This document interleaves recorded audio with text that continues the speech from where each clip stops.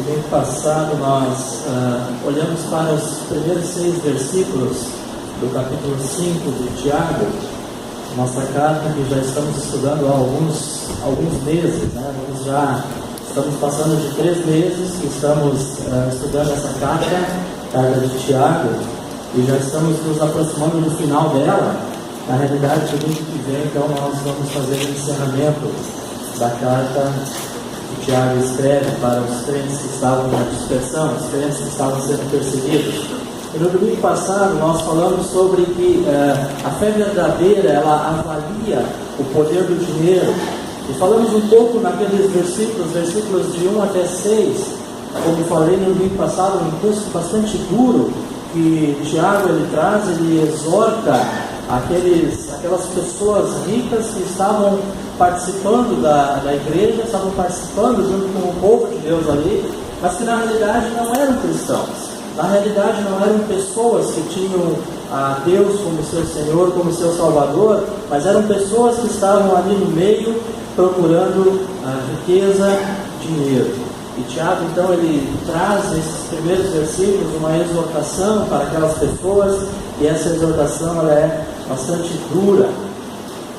A riqueza daquelas pessoas, como nós falamos, Tiago denuncia que na realidade eles estavam ricos, ou eles tinham bens, porque eles estavam roubando aos pobres, especialmente roubando o salário daqueles pobres, daqueles trabalhadores que estavam lá e que não receberam o seu salário.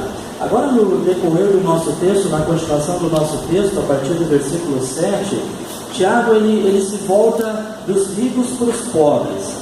Anteriormente ele traz uma palavra dura para os ricos, falando a respeito da riqueza mal adquirida e mal utilizada, e agora a partir do versículo 7, então Tiago ele se volta para os pobres, e aí ele traz uma palavra de conforto, ele traz uma palavra de consolo, para aqueles pobres que estavam sendo oprimidos pelos ricos, que estavam adquirindo e ganhando cada vez mais dinheiro em cima do trabalho daqueles irmãos pobres. Já logo no início do versículo ali, Tiago diz: sede, pois, irmãos, pacientes.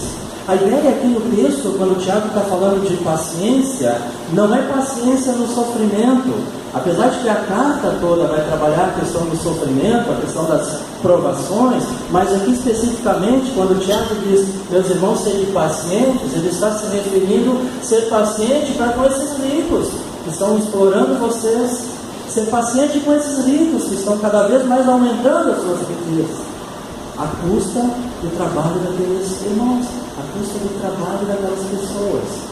É óbvio também que nós devemos ser pacientes na tribulação, devemos ser pacientes nas tentações, nas provações, mas aqui especificamente quando Tiago diz, sede, pois, irmãos, pacientes, ele está fazendo uma referência direta.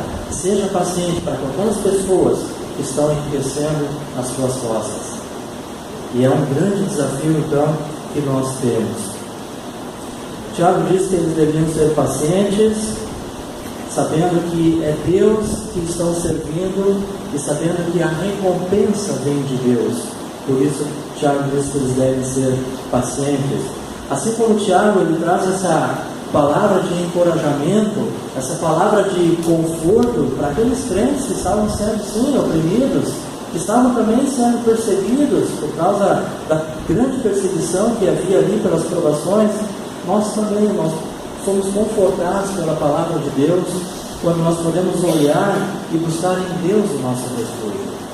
Todos nós, não existe um cristão na face da terra, e nem jamais existiu em toda a história humana algum cristão que não passasse por provações, que não passasse por problemas, que não passasse por tentações, porque a tentação, a provação, ela é parte do treinamento de Deus para a minha vida e para a tua vida. É na tentação, é na provação, é nos problemas que nós somos provados, a nossa fé ela é provada. Então, nós podemos nos confortar em Deus, sabendo que mesmo em meio às provações, às dificuldades, Deus segue conosco. Deus ele está ao nosso lado. Deus luta por nós. Por isso nós podemos hoje então afirmar que a fé verdadeira, ela espera com paciência. E nós vamos considerar esse texto de Tiago 5, versículos 7 até do versículo 12. Sim, irmãos, a fé verdadeira, a pessoa que tem a Cristo como seu Salvador e Senhor pessoal, a pessoa que coloca a sua fé nesse Deus, sim, ela pode esperar com paciência até a volta de Cristo, esperar com paciência as provações passarem, esperar com paciência a saúde ser recuperada, esperar com paciência. A fé verdadeira, ela espera com paciência, porque ela sabe em quem ela crê, porque ela sabe qual é o Deus que está servindo. Por isso a fé verdadeira espera com paciência. Tiago, no versículo 7 e também no versículo 9, ele está falando da segunda vinda de Cristo, e ele fala sobre dois aspectos aqui da segunda vinda de Cristo. No versículo 7, ele vai falar dessa segunda vinda como uma alegre esperança. Ele diz: sede, pois, irmãos, pacientes até a vinda do Senhor. Sede, pois, irmãos, pacientes até a vinda do Senhor. A ideia de aquela esperança que nós temos, que um dia o Senhor Jesus Cristo vai voltar e levar a sua igreja no arrebatamento. Essa é a esperança maior do cristão. Se não fosse assim, irmãos, nós não teríamos o que fazer domingo após domingo numa igreja. Se fosse assim, irmãos, nós não precisaríamos ter uma Bíblia. Se a nossa esperança não está na volta de Cristo, nós simplesmente não temos o que esperar, então. Mas a nossa esperança, a esperança do cristão, ela está fundamentada que um dia Cristo vai voltar, arrebatar a sua igreja, levar consigo a sua igreja. E como diz a palavra, para sempre estaremos com o Senhor. Essa é a nossa esperança. Então o Tiago, ele fala no versículo 7 aqui sobre a segunda vinda de Cristo, partindo desse prisma de uma alegre esperança. Nós temos essa bendita esperança, mas também ele fala no versículo 9 como uma terrível expectativa: irmãos, não vos queixeis uns dos outros para não seres julgados, eis que o juízo está às portas. Se para os salvos o Senhor vem trazendo compaixão, vem trazendo misericórdia, vem trazendo salvação, para os ímpios, aqueles que ainda não conhecem a Jesus como seu Salvador, como seu Senhor, para esses a vinda de Cristo, ela é terrível. Deus vem trazendo juízo para aquelas pessoas que não conhecem a Cristo. A volta do Senhor, a segunda vinda de Cristo, representa um terrível dia do Senhor para os ímpios. Vamos passar por perseguições, enfrentar problemas, atravessar períodos de angústias, ver os maus prosperando, enquanto isso muitos de nós sofrendo, mas isso não é tudo. A história não termina assim. Cada um vai ter que prestar contas diante de Deus. Cada um vai ter que estar diante de Deus, prestando contas daquilo que fez da sua vida. Tiago também, ele fala sobre a vinda do Senhor, ou a segunda vinda do Senhor, como um sinal de alerta sobre o perigo do mau uso da língua. É interessante, e ao estudar esse texto aqui, me chamou muita atenção essa relação que Tiago faz com a segunda vinda do Senhor, por ocasião do arrebatamento, com o mau uso da língua. É muito interessante, olha lá para o versículo 9, quando ele diz: irmãos, não vos queixeis uns dos outros, para não serem julgados. Eis que o juiz está às portas. Quantos relacionamentos quebrados por causa do mau uso da língua? Quanta comunhão quebrada entre os irmãos por causa do uso da língua? Por isso Tiago, ele fala que nós temos que ter esse cuidado, e ele fala desse sinal de alerta para que nós não venhamos a nos queixarmos uns dos outros. Mas ele não fala só sobre a questão de se queixar uns dos outros. Da mesma forma que Tiago, ele chama a atenção daqueles irmãos, para isso ele também vai falar sobre fazer juramentos impróprios. Olha o que diz o versículo 12 do nosso texto, Tiago 5,12. Acima de tudo, porém, meus irmãos, não jureis nem pelo céu, nem pela terra, nem por qualquer outro voto, antes seja o vosso sim, sim, e o vosso não, não, para não cairdes em juízo. É importante também esse alerta que Tiago faz aqui para aqueles irmãos. Primeiro, exortando eles, primeiro trazendo essa palavra de alerta. Cuidado, não falem mal uns dos outros, não olhem para a vida do irmão e procurem achar alguma coisa para falar mal. Não façam isso. Ao mesmo tempo também não fiquem fazendo votos ou fazendo coisas que vocês não vão cumprir depois. Aliás, nós estamos no início do ano e normalmente no início do ano nós fazemos muitos votos ao Senhor. Normalmente no início do ano nós fazemos muitas promessas para Deus. Nós fazemos muitas resoluções e nós dizemos no início do ano: Senhor, esse ano vai ser diferente. Esse ano eu vou conseguir fazer isso. Esse ano eu vou ser mais consagrado ao Senhor. Esse ano eu quero ler a palavra, eu quero orar mais, eu quero fazer isso, eu quero fazer aquilo. E tudo isso é muito bom e devemos sim nos comprometer a fazermos essas coisas. Mas conforme Tiago está alertando aqui, cuidado.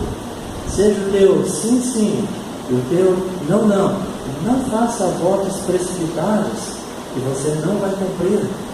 Não coloca coisas diante de Deus, prometendo isso e aquilo, se você não cumprir. Porque a nossa palavra ela tem que ser uma palavra íntegra, não só para com o nosso semelhante, mas especialmente para com Deus. Eu não posso prometer a Deus o que eu não vou cumprir com Deus. Então Tiago é muito claro quando ele diz que nós temos que ter esse cuidado. Na realidade, nós devemos ser íntegros com Deus e com as pessoas e praticar a verdade. Acima de tudo, a verdade ela tem que estar presente em nossa vida. Não importa o quão dura ela seja, não importa o quão difícil a verdade seja para nós praticarmos, mas nós devemos praticar a verdade. E aí no versículo 8, Tiago diz que a vinda do Senhor ela está próxima.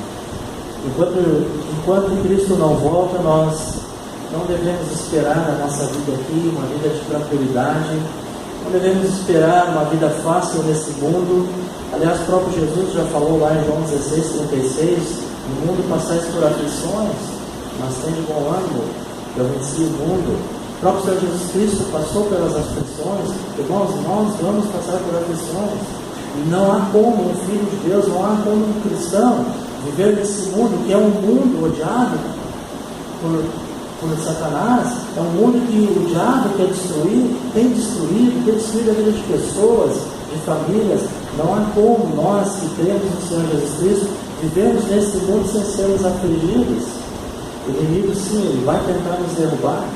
O inimigo sim, ele vai tentar destruir a nossa família. Ele vai tentar destruir a nossa saúde, porque o diabo, ele sabe que já está condenado. Ele sabe que o destino dele é o lago de fogo. Por isso ele vai, de toda maneira, tentar atrapalhar a vida dos filhos de Deus. Agora a pergunta talvez é como é que nós podemos experimentar esse tipo de paciência até Jesus voltar. Talvez como é que eu posso ter paciência em meio a todas essas coisas que acontecem nesse mundo? Como é que eu posso ter paciência com todas as dificuldades que eu enfrento até Jesus voltar? Alguns dizem que a vinda de Cristo é muito demorada, e há cristãos que dizem: será que Cristo volta mesmo? Nós cremos que sim, irmãos. Como falei antes, essa é a nossa esperança. Se a nossa esperança não estiver colocada na volta de Cristo, então nós não temos nenhuma esperança de vida. Agora, como é que eu posso ter paciência num mundo que não tem paciência? Como é que eu posso exercitar paciência até Jesus voltar? E aí nós vamos então nos apropriar do que Tiago está falando nesse texto e do que Tiago nos orienta para nós podermos ter paciência. Primeiramente, Tiago vai falar de 3 tipos de paciência. E a primeira delas, ele vai falar sobre a paciência do lavrador. Vamos fazer a leitura desse texto agora. Tiago capítulo 5, versículo 7 até o versículo 9. Sede, pois, irmãos, pacientes até a vinda do Senhor. Eis que o lavrador aguarda com paciência o precioso fruto da terra, até receber as primeiras e as últimas chuvas. Sede vós também pacientes e fortalecei o vosso coração, pois a vinda do Senhor está próxima. Irmãos, não vos queixeis uns dos outros para não sermos julgados. Eis que o juízo está às portas. Como ter paciência em meio às tribulações? Como ter paciência em meio a esse mundo que não tem paciência. Como ter paciência até a volta de Cristo. Como exercitar paciência na minha vida, na sua vida. O primeiro exemplo que Tiago fala, ele vai falar da paciência do lavrador. É o primeiro exemplo de paciência que ele fala aqui. Se uma pessoa ela é impaciente, ela nunca deve ser um agricultor. Não sei quantos aqui já tiveram a experiência de, quem sabe, plantar ou de trabalhar na agricultura, mas quem não tem paciência não pode ser agricultor. Se você é algo que tem dificuldade com a paciência, não escolha fazer isso, porque o lavrador ele precisa ter muita paciência. O lavrador ele precisa saber esperar. O agricultor ele planta a semente certa, no campo certo, sob as condições certas, espera o tempo certo e ele espera que essa semente ela cresça, ela frutifique. O agricultor ele não tem nenhum controle sobre o tempo. Se chover demais, pode danificar a lavoura. Se não chover, a colheita está ameaçada. O agricultor na Palestina, e olhando aqui quando Tiago está trazendo esse exemplo do lavrador, o agricultor lá na Palestina ele dependia totalmente das primeiras chuvas que ocorriam lá em outubro, novembro, para poder fazer o seu plantio. Mas ele também dependia das últimas chuvas que vinham lá por março, abril, para a colheita. Por isso Tiago ele usa aqui que o lavrador ele aguarda com paciência o precioso fruto da terra até receber as primeiras e as últimas chuvas, justamente porque ele dependia disso. As primeiras para o plantio, as últimas para a colheita. Ele não tinha o que fazer. A única coisa que ele podia fazer era o seu trabalho de plantar e aí então esperar para poder colher o fruto do seu trabalho. O tempo ele está fora do seu controle. Ele tem que confiar e esperar. É Deus quem vai fazer a semente brotar, germinar, crescer, frutificar. Agora quem planta nesse processo não pode fazer nada, apenas esperar com paciência. Agora, se assim é o agricultor, o lavrador, se ele tem que ter essa paciência, e percebe que Tiago faz essa analogia entre o lavrador, falando a respeito dos cristãos, como é que nós temos que ter paciência, é exatamente dessa forma. A nossa paciência ela tem que ser uma paciência como do lavrador. Não há como nós simplesmente pensarmos, mas está muito demorado a vinda de Cristo. Mas Jesus não vem, já passou tanto tempo. Será que ele vai vir mesmo? Nós não temos o que fazer. Nós não somos senhores do tempo. Nós temos que esperar com paciência. Assim como o lavrador espera com paciência a sua colheita. Agora, por que o agricultor espera com paciência? Versículo 7 diz porque o fruto ele é precioso. Porque aquilo que ele planta é essencial para a sua sobrevivência. Então esse fruto ele é precioso. Por isso ele espera com paciência. Na realidade, irmão Tiago ele escreve o crente como um agricultor espiritual, à procura de uma colheita espiritual. Nosso coração ele é o solo. A semente é a palavra de Deus. Agora a realidade é que muitas vezes o nosso coração ele se torna seco e cheio de espinhos. E Deus precisa, através dessa semente, que é a palavra de Deus, trabalhar no nosso coração, para que nós possamos frutificar. Deus ele está procurando frutos na nossa vida, e nós devemos produzir frutos. Paulo vai falar lá em Gálatas 5, 22, 23, a respeito do fruto do Espírito. Nós temos que dar frutos. Paciência, mansidão, domínio próprio, fazem parte desse fruto. Por outro lado, Tiago diz que nós devemos ter por motivo de toda alegria o passarmos por várias provações. Dá uma olhadinha ali, volta um pouquinho a tua Bíblia ali em algumas coisas, no capítulo 1, versículo 2 até o versículo 4. Tiago, capítulo 1, 2 e 4, diz assim: meus irmãos, tende por motivo de toda alegria o passarmos por várias provações, sabendo que a provação da vossa fé, uma vez confirmada, produz perseverança. Ora, a perseverança deve ter ação completa para que sejais perfeitos e íntegros, em nada deficientes. O meio de Deus poder trabalhar no nosso coração o meio para que nós possamos dar frutos é sermos provados. Deus ele vai provar a nossa vida. Por isso Tiago diz: meus irmãos, tende por motivo de toda alegria o passardes por várias provações. Ao invés de nós talvez murmurarmos quando estivermos passando pela provação, quando nós estivermos passando pela dificuldade, nós devemos olhar para esse texto, olhar para a palavra de Deus e seguir esse conselho que Tiago dá. Nós devemos nos alegrar, porque Deus ele está trabalhando na nossa vida. Então, quando você está sendo provado, quando você está passando pela provação, nada mais é do que Deus trabalhando na tua vida. Nada mais é do que Deus exercitando a misericórdia na tua vida. O momento da provação é difícil, para todos nós é difícil. Ninguém gosta de ser provado, ninguém gosta de ser tentado, ninguém gosta de passar pelos problemas. Mas vamos olhar para essas coisas por uma ótica diferente, por um prisma diferente. Ao invés de nós olharmos para isso e murmurarmos e reclamarmos e lançarmos diversos porquês, quem sabe vamos olhar da outra perspectiva, da perspectiva de Tiago, quando ele diz: se alegrem, porque Deus está trabalhando. Se alegrem, porque Deus ele quer trazer frutos na vida de vocês. E a forma de vocês darem frutos é sendo provados. Por isso, tende por motivo de toda a alegria o passardes por várias provações. Irmãos, eu fico pensando, isso não é minhas palavras, é palavras de Tiago. Imagina alguém chegar e dizer que você tem que se alegrar quando você está passando pela provação. Imagina que você está doente e aí alguém diz para você assim: meu irmão, se alegra em Cristo, mesmo passando por essa doença. Imagina você sem emprego e alguém chegar para ti e dizer: meu irmão, se alegra em Cristo, por estar desempregado. Imagina você chegando, passando por problemas na sua família e alguém dizer: meus irmãos, se alegrem em Cristo pelos problemas que vocês estão tendo na sua família. Certamente a nossa reação seria: opa, o que é isso? Só um pouquinho, como assim me alegrar? Eu estou aqui sofrendo, eu estou aqui passando por privações, eu estou aqui passando por tantas dificuldades, como assim me alegrar? Mas é isso que Tiago está dizendo, capítulo 1, versículo 2 a 4.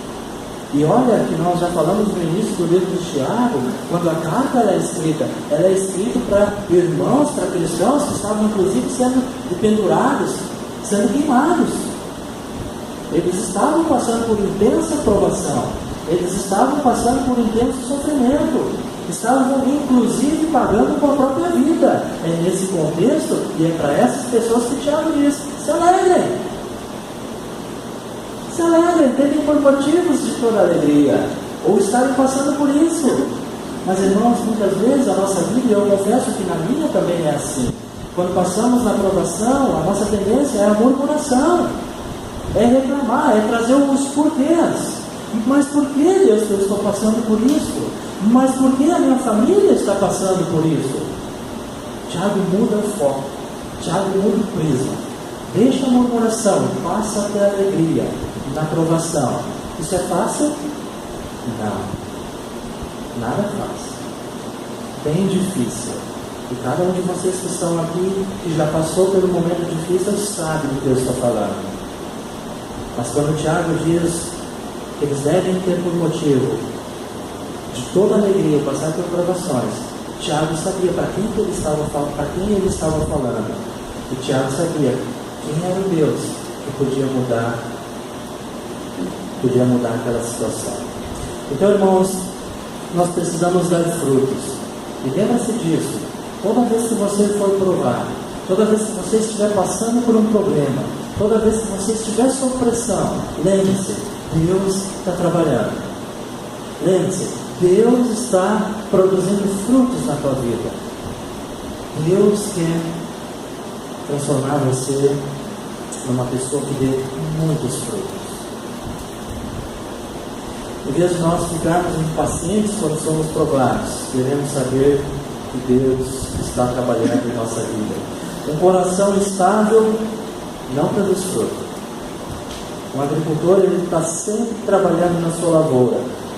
Da mesma forma, Deus está sempre trabalhando em nossa vida. Assim como o agricultor não tira férias, assim como o agricultor ele está sempre preocupado com aquilo que ele vai plantar, ele termina uma colheita, ele já está pensando que tem que arar a terra, tem que preparar a semente, ele já está pensando qual é a época das chuvas, época da seca, ele está sempre em função da sua lavoura. Assim Deus, Ele está sempre em função da nossa vida, trabalhando em nossa vida, moldando o nosso caráter. Outro aspecto do lavrador que Tiago nos traz aqui, que eu acho muito interessante, já fiz um breve comentário sobre isso, é que o lavrador, irmãos, ele não desvia o foco. O lavrador, quando ele olha para a sua terra, para a sua lavoura, ele vai ali se dedicar o tempo todo àquilo que ele está plantando, ele vai estar lá limpando, ele vai estar colhendo. O lavrador, ele não tem tempo de discutir com o seu vizinho. O lavrador, ele não tem tempo para ficar conversando com os outros agricultores, ou até mesmo falando mal dos outros agricultores. Olha, está vendo aquela lavoura lá? Está bonita assim, porque o cara roubou semente. Ele não perde tempo com isso, ele está preocupado com a sua lavoura, com o seu trabalho. Por isso Tiago diz, meus irmãos, não faleis mal uns dos outros. Cuida da tua vida. Não me interessa a vida do outro, não fica falando mal, não desvia o foco. O agricultor, ele não desvia o foco, o agricultor, ele está focado na sua plantação, o agricultor, ele está focado na colheita que ele vai ter, ele não tem tempo para ficar falando mal de outros agricultores, ele não tem tempo para ficar fofocando com outros agricultores. Por isso Tiago diz, no versículo 9, irmãos, não vos queixeis uns dos outros, para não serdes julgados. A palavra é essa. Não desvie o foco. Não se queixeis uns dos outros. Não fica falando mal do outro. Não fica falando mal do irmão, da irmã. Não faz isso. Mantenha o foco. Mantenha o foco na tua lavoura. Mantenha o foco na tua vida. Corrige o que tem que ser corrigido na tua vida e deixa Deus corrigir o que tem que ser corrigido na vida do irmão ou da irmã. Não faça você o papel do Espírito Santo na vida do outro. Não precisamos disso. Irmãos, não vos queixeis uns dos outros. Tiago diz, Deus é juiz. Temos que ter esse cuidado. O primeiro exemplo de paciência que Tiago usa para encorajar e para confortar esses irmãos, e serve também para o nosso encorajamento e conforto, é a paciência do agricultor. Mas ele também vai usar um segundo exemplo de paciência. Primeiro Tiago diz que nós devemos ter paciência, assim como o lavrador tem paciência, e agora Tiago diz que nós devemos ter paciência, assim como os profetas tiveram paciência. Olha o versículo 10.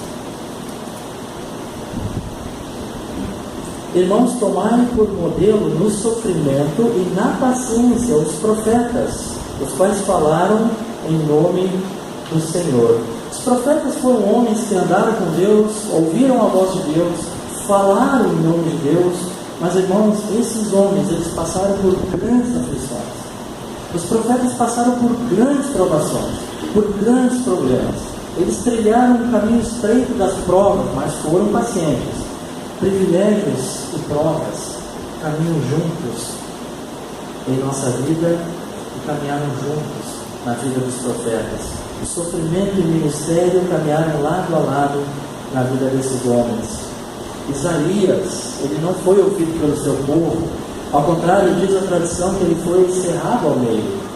Jeremias, outro profeta, ele foi preso, jogado num poço, maltratado por pregar a verdade. Interessante que quando Jeremias viu o cerco de Jerusalém, ele chorou ao ver o seu povo sendo destruído. Daniel, ele foi banido da sua terra. Ele sofreu pressões quando jovem, sofreu ameaças, e por causa da perseguição, da sua fidelidade a Deus, ele foi jogado na cova dos leões. Ezequiel foi duramente perseguido. O que falar então de Estevão, que denunciou o Sinédrio, e por causa dessa denúncia foi apedrejado até a morte? Em Atos 7,52, Estevão falando, ele diz: a qual dos profetas não perseguiram vossos pais? Até mataram os que dantes anunciaram a vinda do justo, da qual vós agora vos tornastes traidores e homicidas. Por causa dessa denúncia de Estevão, ele foi apedrejado até a morte. Abram junto comigo em Mateus capítulo 5, versículo 11 e versículo 12. E aqui Jesus falando a respeito do sofrimento, a respeito da perseguição, Jesus ele faz essa referência aos profetas também. Mateus capítulo 5, versículo 11 e o 12 diz o seguinte: Bem-aventurados sois vós, quando vos injuriarem e perseguirem, e mentindo disserem todo mal contra vós por minha causa. Alegrai-vos e exultai, porque é grande o vosso galardão nos céus, porque assim perseguiram os profetas que foram antes de vós.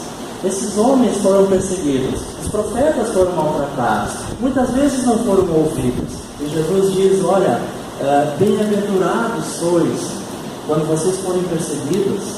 Vocês são bem-aventurados quando passarem pelo sofrimento, pela provação.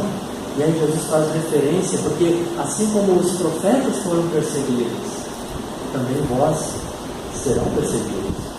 Então, irmãos, quando estivermos passando ou enfrentando sofrimento, não vamos colocar em dúvida o amor de Deus. Eu estou sofrendo, eu estou passando por provação, eu estou sendo tentado, será que Deus me ama?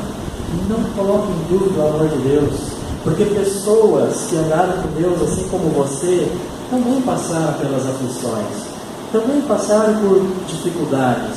Devemos aprender com paciência, com a paciência dos profetas. Olha o que Paulo diz lá em 2 Timóteo 3,12: ora, todos quantos querem viver piedosamente em Cristo Jesus serão perseguidos. Sabe o que Paulo está dizendo aqui, irmãos? Sabe o que Paulo quer dizer quando ele fala que todos quantos querem viver piedosamente em Cristo Jesus serão perseguidos? Paulo está dizendo que aqueles cristãos, aqueles que são fiéis, aqueles cristãos que realmente têm ao Senhor Jesus como seu único Senhor e Salvador, esses serão perseguidos. É verdade.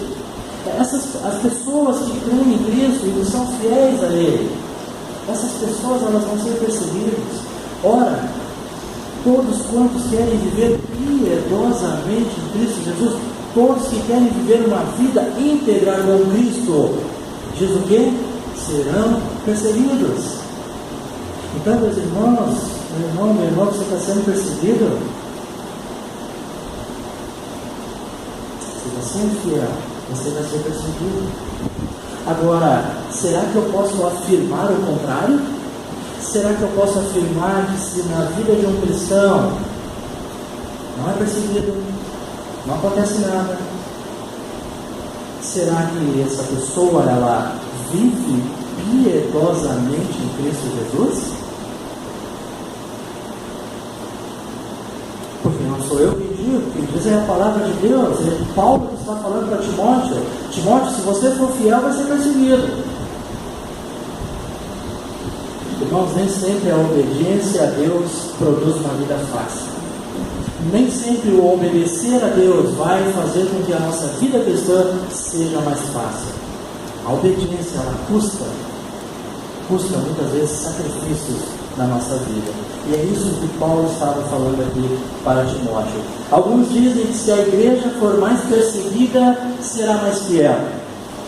Engano. Eu creio exatamente da forma contrária. Se a igreja for mais fiel, será mais perseguida. Não o contrário. Quanto mais fiéis nós formos ao Senhor, quanto mais próximos andarmos de Deus, mais nós vamos ser perseguidos. Anota aí. Pode anotar. Quanto mais fiel você for a Deus, quanto mais tu te consagrar em oração, quanto mais tu te consagrar buscando a palavra de Deus, mais você vai ser perseguido. Você vai ser perseguido por falsos irmãos. Você vai ser perseguido até mesmo por cristãos dentro da igreja. Você vai ser perseguido pelo mundo. Você vai ser perseguido pelo diabo. Você vai ser perseguido. Porque quanto mais você estiver próximo de Deus, quanto mais você viver piedosamente em Cristo Jesus, você será perseguido. Nem sempre a obediência a Deus significa vida fácil. Isso significa, irmãos, que Deus ele não nos poupa das aflições. Não adianta orar a Deus pedindo: Deus me livra da provação, Deus me livra do problema. Deus não vai te livrar nem da provação nem do problema. Agora, Deus vai te dar a capacidade para passar pela provação e passar pelo problema.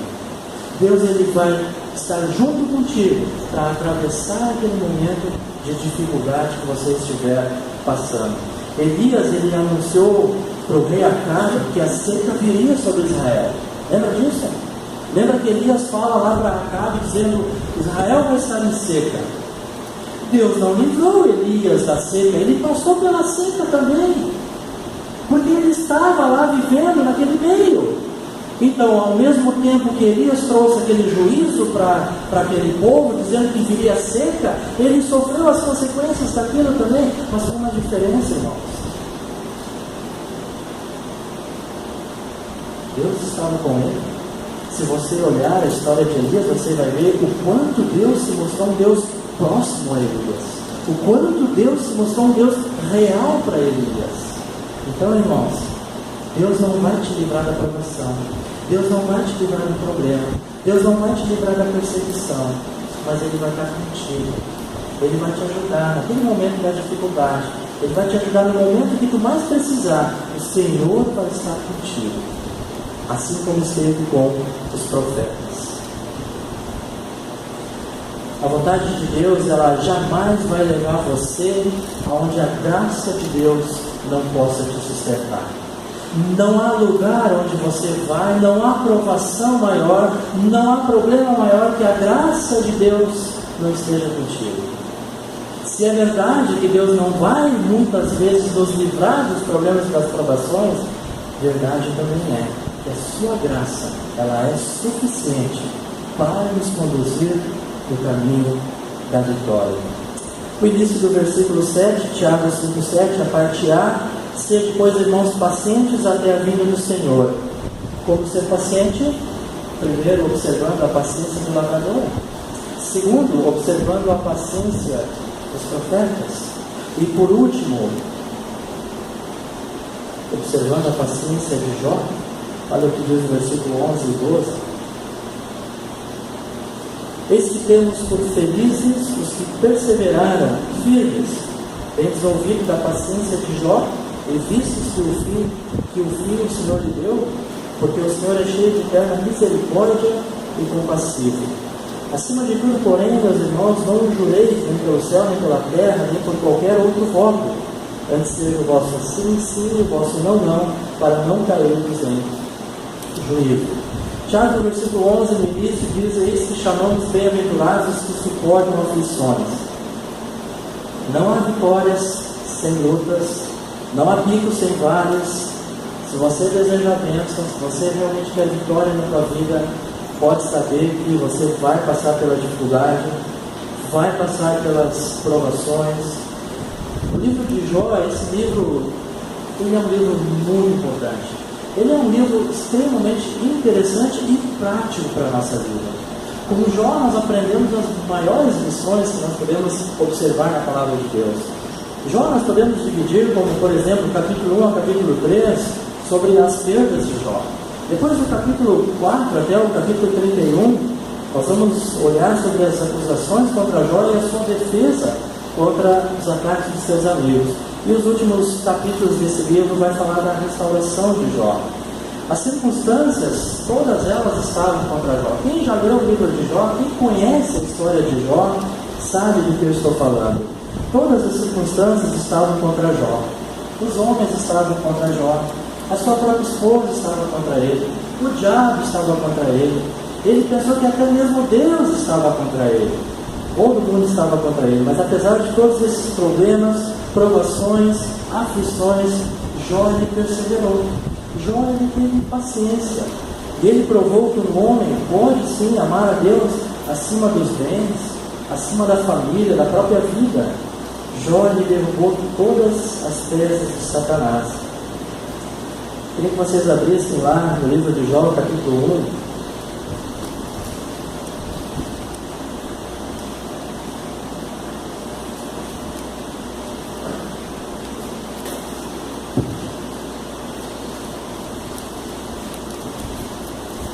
Jó capítulo 1. Jó ele era um homem piedoso, Jó era justo, próspero.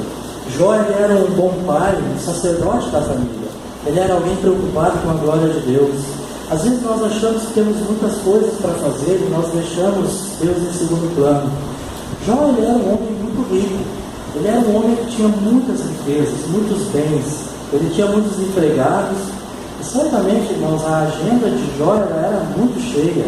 As preocupações que ele tinha eram muito maiores do que as que nós temos. Dá uma olhadinha lá no Jó capítulo 1, versículo 1. Havia um homem na terra de Uz, cujo nome era Jó, homem íntegro e reto, temente a Deus e que se desviava do mal. Nasceram-lhe 7 filhos e 3 filhas. Esse relato aqui, irmãos, agora onde a palavra começa a falar daquilo que Jó tinha, presta bastante atenção nessa leitura, porque eu vou voltar a ela depois. Então, o que tinha lá no versículo 2? Nasceram-lhe 7 filhos e 3 filhas.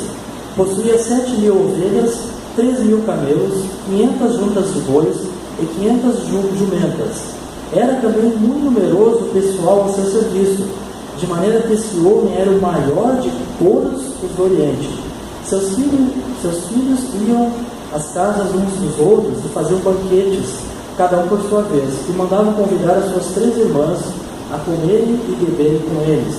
Decorrido o turno de dias de seus banquetes, chamava Jó seus filhos e os santificava. Levantava-se de madrugada e oferecia holocaustos segundo o número de todos eles, pois dizia: talvez tenham pecado os meus filhos e blasfemado contra Deus em seu coração. Assim o fazia Jó continuamente. Irmãos, eu acho extremamente importante esse relato que a palavra de Deus nos traz sobre Jó. Primeiro, nós estamos falando de um homem que diz a Bíblia que era o maior de todos os homens daquela localidade. Nós estamos falando não de qualquer pessoa, não estamos falando de apenas de um homem rico, nós estamos falando de um homem mais rico que existia na época. Nós estamos falando de um homem que tinha muitos bens. E diz a palavra de Deus que o pessoal que estava a seu serviço era numeroso. Eu não sei quantas pessoas eram. Eu não sei se Jó tinha 500 empregados, se tinha 1000 empregados. Eu não sei quantos empregados ele tinha. Mas diz a palavra que era muito numeroso. O número de pessoas que estavam a seu serviço. Muito numeroso. E aí diz que ele tinha muito gado, que ele tinha muitos bens. Mas, irmãos, eu chamo a tua atenção para o versículo 1. Ele era um homem muito ocupado, irmãos. Jó era muito ocupado. Jó, ele tinha muita gente para comandar, ele tinha muitos bens para estar cuidando, ele tinha muita riqueza, mas diz a palavra que ele era um homem íntegro. Ele era um homem temente a Deus, ele era um homem que se desviava do mal. E não importa que ele tenha muito trabalho, que tenha muito serviço, ele permanecia íntegro com Deus. Não importa que tenha muito dinheiro, ele continuava servindo a Deus. E mais do que isso, ele levantava de madrugada. Irmãos, muitas vezes nós achamos difícil levantar 10 minutos antes para ler a palavra. Muitas vezes nós achamos difícil levantar meia hora antes para ter um tempo com Deus. Porque temos muitas coisas para fazer, porque temos muito trabalho. Mas vamos olhar para Jó, nós estamos falando de Jó, não era um robô, tá? Não era um ET também. Era um homem de carne e osso, assim como eu e você. E mais, era um homem muito rico. Era um homem muito importante. Mas diz a palavra que era um homem que levantava cedo de manhã para oferecer holocaustos para o Senhor. E ele não fazia isso de vez em quando, não, irmãos. A palavra diz que ele fazia isso o quê? Continuamente. Era um hábito na vida desse homem. Por isso a Bíblia diz que ele era íntegro. Por isso a Bíblia diz que ele se desviava do mal. Agora, cá entre nós aqui, isso vale para a minha vida, tá? Antes de eu falar para vocês, é para mim essa mensagem. Muitas vezes, aquela desculpa, não, mas não dá. A gente tem muita coisa, tem muito trabalho. Como é que eu vou manter uma integridade com o Senhor? Como é que eu vou ser íntegro nesse mundo? Todo mundo sonega, todo mundo faz meia nota, todo mundo pirateia, todo mundo faz isso, todo mundo faz aquilo, todo mundo mente. Como é que eu não consigo, eu não posso? Pode sim, irmãos. Porque Jó pôde. Porque Jó foi íntegro. Porque Jó foi reto. Porque Jó se consagrava ao Senhor. Jó não sonegava imposto, não, irmãos. Jó não fraudava o seu imposto de renda. Jó não fazia isso, porque a palavra diz que ele era íntegro. A palavra diz que ele se desviava do mal. Então, se ele pode viver assim, por que eu e você não podemos viver uma vida íntegra? Por que eu e você não podemos viver uma vida que glorifique a Deus? Será que é só eles que podem? Será que são esses super-homens? Será que são esses super-heróis? Eles podem, nós não conseguimos? Irmãos, a única diferença é que eles se consagravam a Deus de forma contínua. Esta é a grande diferença entre Jó e eu. Essa é a grande diferença. Porque muitas vezes eu e você, nós não nos consagramos ao Senhor continuamente, como Jó fazia. Por isso a nossa vida muitas vezes é uma montanha russa. Ora, glória a Deus. Outra hora é, por que isso, Deus? Outra hora, aleluia, Senhor. Outra hora, cuide tudo errado. Por causa disso. Porque muitas vezes a nossa vida com Deus, ela não é de forma contínua. Ela tem os altos e baixos. Ora nós estamos bem com Deus, ora nós estamos mal com Deus. Mas Jó era alguém íntegro e reto.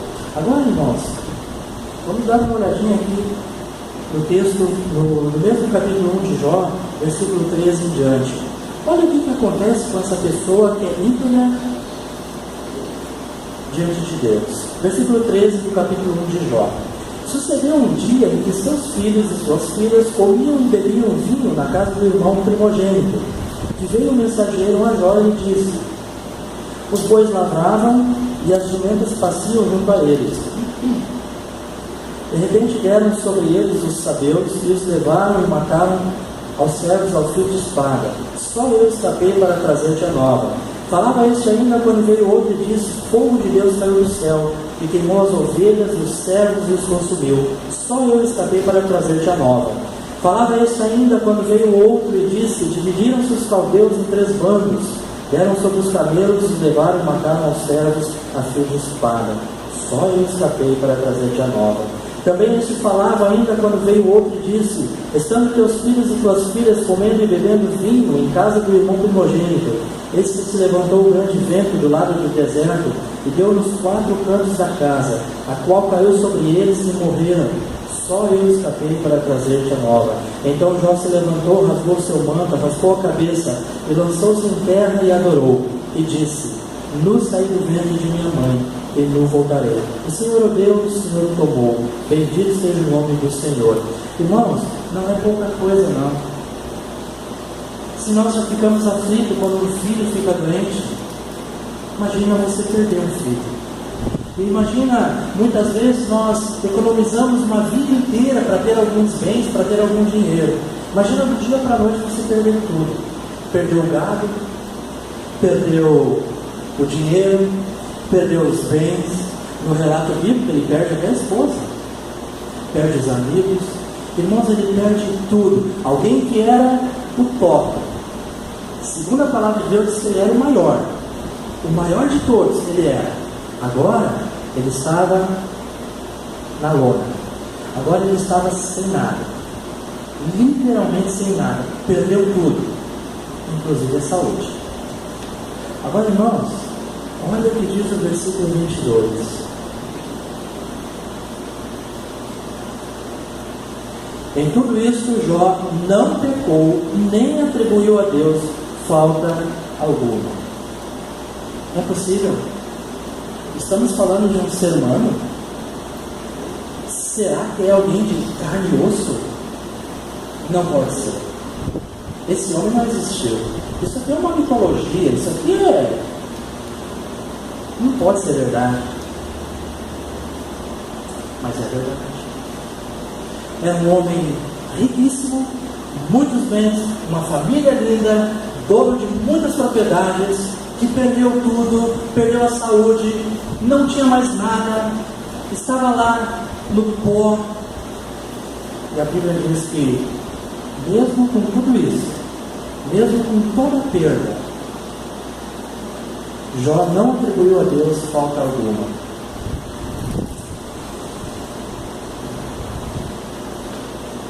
Como nós precisamos de Jós hoje em dia, não é verdade? Como está faltando Jó no nosso meio. Qualquer coisinha nós murmuramos, qualquer coisinha nós reclamamos, qualquer coisinha nós esperneamos. Tudo é motivo de dificuldade, tudo é muito difícil. Graças a Deus que eu e você não passamos o que Jó passou. Graças a Deus. Que Deus tenha misericórdia da minha vida. Que Deus tenha misericórdia da tua vida. E nos poupe de passar o que Jó passou. Mas a Bíblia diz que em tudo isso Jó não pecou. Nem atribuiu a Deus falta alguma. Que homem, que testemunho, que tapa de luva na nossa cara. Para quando nós dizemos que não é possível viver uma vida íntegra com Deus, Jó prova o contrário. Jó mostra que é possível sim. É possível perder tudo e ainda não atribuir a Deus falta alguma. Agora olha o desfecho dessa história. Esse é o exemplo que o Tiago está usando, tá? É o exemplo que o Tiago está usando. Tiago está mostrando exemplos de paciência. Tiago está falando do lavrador, Tiago está falando dos profetas, e agora Tiago está falando de Jó, está falando da vida de Jó. Por isso nós estamos considerando Jó.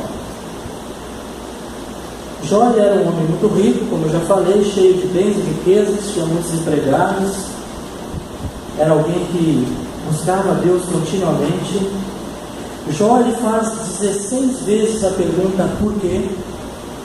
Jó ele expressa a sua queixa 34 vezes, mas no auge da sua dor ele disse para Deus: ainda que Deus me mate, ainda assim esperarei no Senhor. Jó 13:15.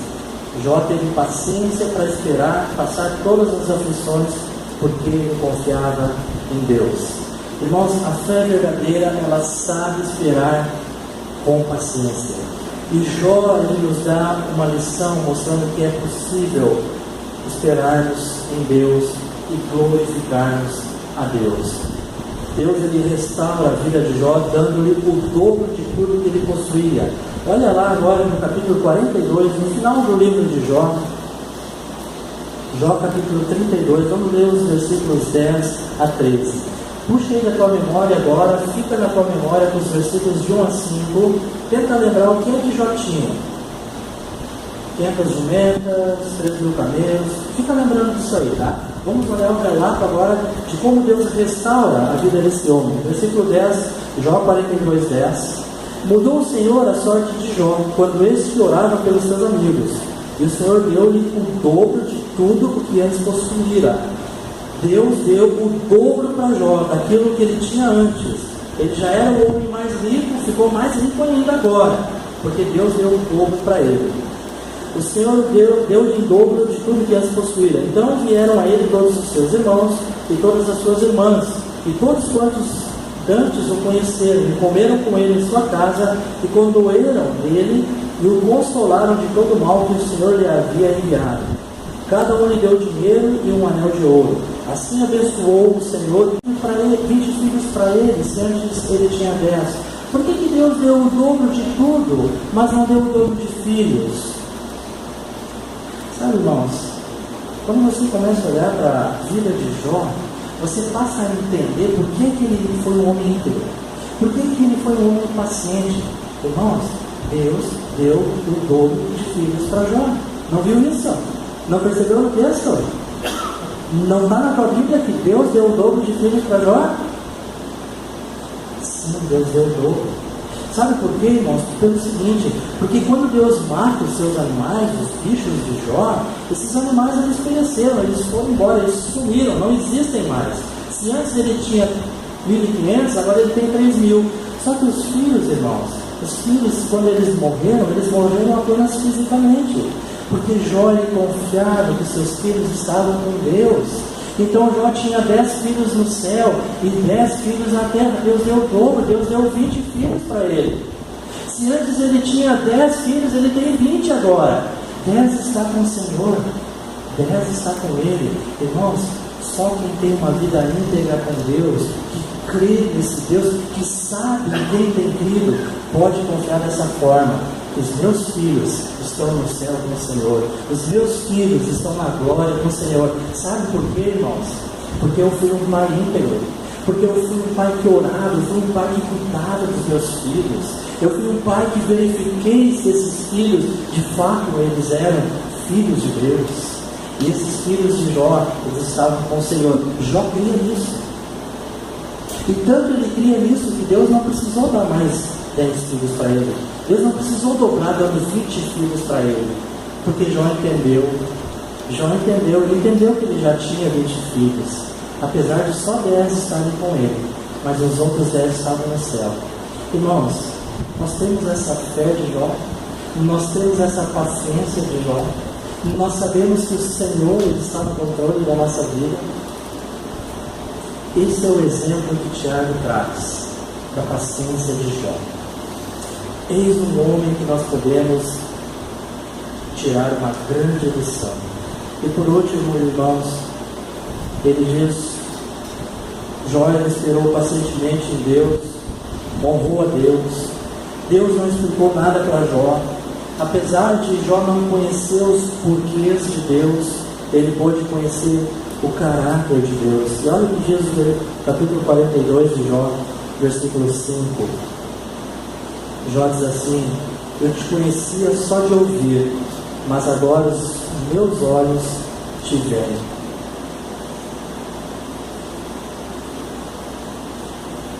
Fantástico, não é mesmo?